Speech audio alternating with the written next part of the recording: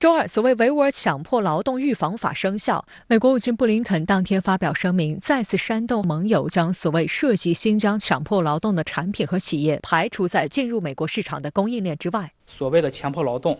作为对华施压，将中国排除在美国主导的产业链之外的一个最主要的一个做法。现在他要把这个问题在国内来讲，他要机制化。不仅是美国这么做，其实他跟欧洲还有一个立场的一个协调，就在多边的领域就所谓的强迫劳动问题对中国进行施压，这个也是需要我们一个高度关注的。美国《纽约时报》引述贸易专家说法报道称，数以千计的全球公司在供应链上仰赖新疆，但如果美国全面执行新法，可能会导致许多产品在边境被封锁。此外，供应链是严密而复杂的体系，要求企业确认所有环节产品的产地来源，将极大提高生产成本，降低竞争力。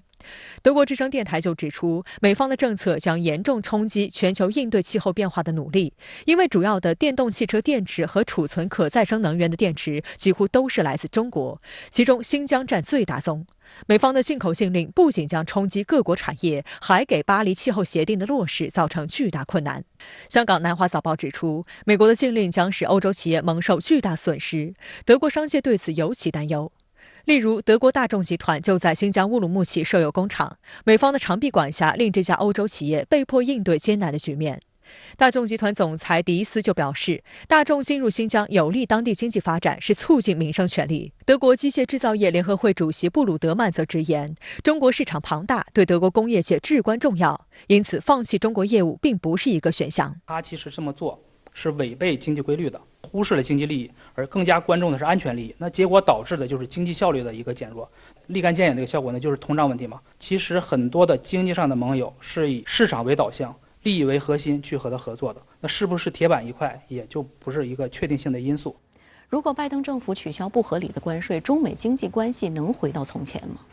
取消特朗普政府加征的关税，本来应该是拜登上台就要做的事情，但是他一直在拖延。一个重要的原因就是拜登政府将对华战略竞争作为主要的目标，对华打压和遏制的大方向没有变化，甚至是变本加厉。特朗普的主要的手段是加征关税，拜登的主要手段就是供应链。这就是为什么美国政府不断去强调供应链安全和韧性的主要的原因。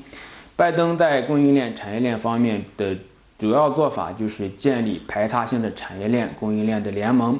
将产业链问题变成国家安全的问题。在过去1年多时间中，我们看到拜登政府的动作频频，包括加强与欧盟、亚太国家的供应链产业链的合作，尤其是在半导体领域，更加的毫不掩饰是针对中国的。特朗普的贸易战和关税战是无差别的狂轰滥炸，但是低估了中国的经济实力和供应链体系的韧性。现在拜登则是比较精准的针对高科技领域的遏制，或者说是对华战略科技的压制和脱钩。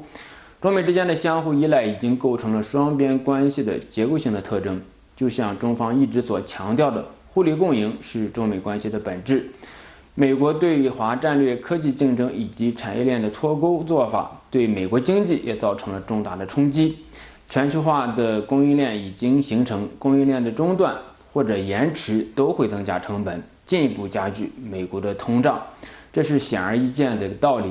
美国要把通胀打下去，除了加息、取消加征的关税之外，还要稳定全球供应链体系，而没有中国的合作，美国也做不到。现在需要警惕的是，美国政府除了以国家安全作为理由来冲击中美供应链之外，还以人权作为幌子，将人权因素掺入到供应链合作之中，把价值观同盟和供应链同盟进行捆绑。